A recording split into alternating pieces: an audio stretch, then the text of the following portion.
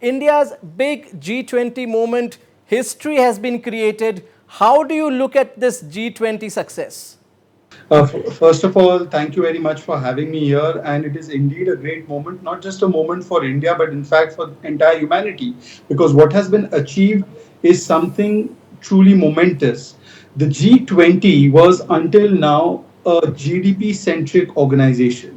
Today, that entire narrative of it being a GDP centric organization has been taken forward to making it a human centric organization. And you now know that G20 will become G21 with the inclusion of the African Union, 55 nations of Africa, who may not have a huge GDP but have a huge contribution as far as their population is concerned, will also be included into the G21. And that is a huge step, and it takes the Sabka Saath, Sabka Vikas, and Sabka Vishwas paradigm not just into domestic politics but also onto the international platform. Secondly, what you can see clearly is the fact that many people were skeptical that in this time of strife between Ukraine and Russia, will there be a declaration? Will there be a joint statement? There's not just a joint statement, but there is joint action.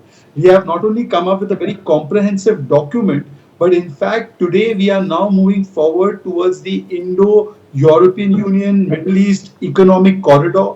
We have seen the biofuels, biofossil agenda being signed up, and an alliance being created for biofuel as well. We have seen huge development take place, whether it is public digital infrastructure, the sustainable developmental goals, or whether it is also coming up with a roadmap to rid countries of the debt trap that they've been pushed in. And the most fundamental difference is that the conception of the world, which was about one belt, one road, which was essentially an attack on sovereignty of many nations, has now been given an alternative plank of one family, one earth. See, India has never attacked sovereignty of any country. It has always promoted the idea of coming together rather than dominating each other. And therefore, to the counter to one belt, one road philosophy is the one earth, one family, one future philosophy, which stems from Vasudev Kutumbakam. And this is the fundamental alternative roadmap that India has provided through this G20 meeting that has taken place. An alternative way of thinking, which is countering those who want to dominate the world. We are not saying we want to dominate the world. We are saying we want to collaborate with the world. And the entire world is standing with that philosophy and narrative. Absolutely. Coming back to the Delhi Declaration once again, as you just mentioned, it was not easy. Now, Russia is happy. Russia is happy. Russia has in fact praised the consensus declaration, which doesn't directly criticize it. And even the European Union officials have stated that without India's decisive leadership, this wouldn't have been possible. And it's not easy to take the US and Russia along, and this is what probably India has been doing for the last couple of years, even forcing people in the opposition ranks now to at least support the Modi government as far as the Russia-Ukraine issue is concerned. Well, it is in fact taking Sabka Saath to another level altogether. Because look, the Foreign Minister of Russia, Mr. Lavrov, has praised it and called it a milestone document. On the other hand, you have President Joe Biden, who said that it was a big deal.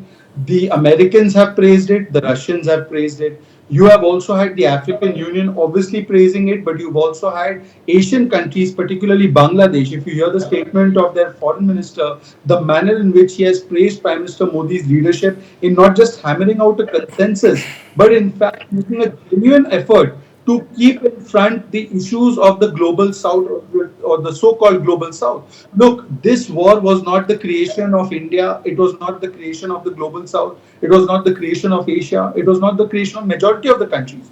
And a majority of the countries have clearly articulated that they are on the side of peace. And that's when Prime Minister took the leadership and articulated that this is not age of youth, it is age of wood.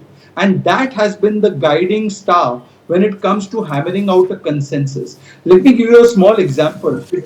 India's leadership is so consequential in these times that on the one hand, we are purchasing the S-400 system, or we are purchasing oil from Russia, and we are obviously making transformations in it and selling it ahead.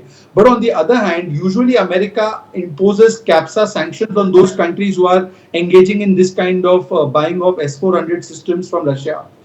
Instead of imposing any kind of sanction on India, in fact, India has been sold the Predator drones, which is only being sold to NATO countries by America. And America has also now agreed for technology transfer in GE F414 engines. Therefore, India has its own credibility when it comes to these matters, and it has been demonstrated by the leadership of Prime Minister. And the Prime Minister is not just giving consensus, he gives solution. For instance, one of the crises that has been created because of Ukraine Russia is the shortage of food, and that shortage of food is because wheat is in short supply, and therefore India has not only given consensus but has given solution of millets. This promotion of millets that is taking place, millets or mota anaj is actually a very good solution and alternative to wheat, which we are providing. India is a leading producer in millets, and therefore we have been promoting millets not just to inculcate a more nutritional diet, which is an Indian way of diet, but also to give an Indian solution to a European problem. And therefore, this is the kind of constructive, action oriented and solution oriented roadmap that India has been given, that has been accepted by the world. Absolutely. Coming to the inclusion of the African Union as a permanent member, of course, it was India which has proposed the move, and of course, it is very crucial for India, which has been looking to make inroads into the African continent, and something that was much required. And also, once again, through this move and the acceptance of the G20 members, India once again emerges as a global leader. Look, can any organization be relevant if it does not articulate the voice of the majority of the people of the world? And not having African Union, which has 55 countries, which has a huge section of the population of the world, despite the fact that their GDP may perhaps be smaller than India's, but does that mean that their voice should be ignored, their issues should be ignored? And this is something that India recognizes. Look at the list of nations that India invited being the president of G20. We have extended invitation to nations which would have never got this platform, including our very dear neighbor, our friend Bangladesh. And Bangladesh is somebody who has great expertise in climate change. Bangladesh has great expertise in disaster management.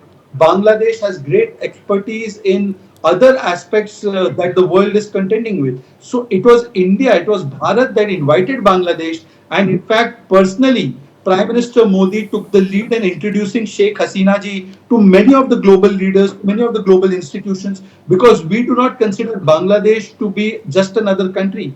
We consider Bangladesh to be connected like a brother to us, and therefore, with that spirit, we have included African Union, we have included Bangladesh and many other organizations and countries which were never getting their voice heard in these platforms. Also, by ensuring that this entire forum does not become Ukrainized, because that would have been an issue. This is a financial platform. It's a platform to discuss financial issues. It is a platform to discuss many other issues. By just indulging in one security issue that confronts the world, the entire agenda would have become more pro-Europe centric or pro-security centric.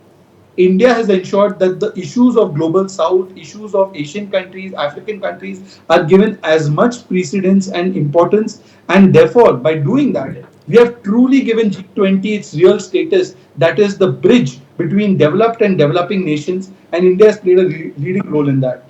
Lastly, Mr. Shehzaad Poonawala, what do you make out of the meeting between Prime Minister Modi and his Canadian counterpart? Of course, we have reports coming in that India has made it clear the Khalistani, pro-Khalistani factor has been discussed. Of course, Trudeau, in his briefing to the media, has been defensive. He has maintained that Canada will uphold the right to freedom of speech. So clearly, India has given them, has passed across the message, and it's for Canada now to react.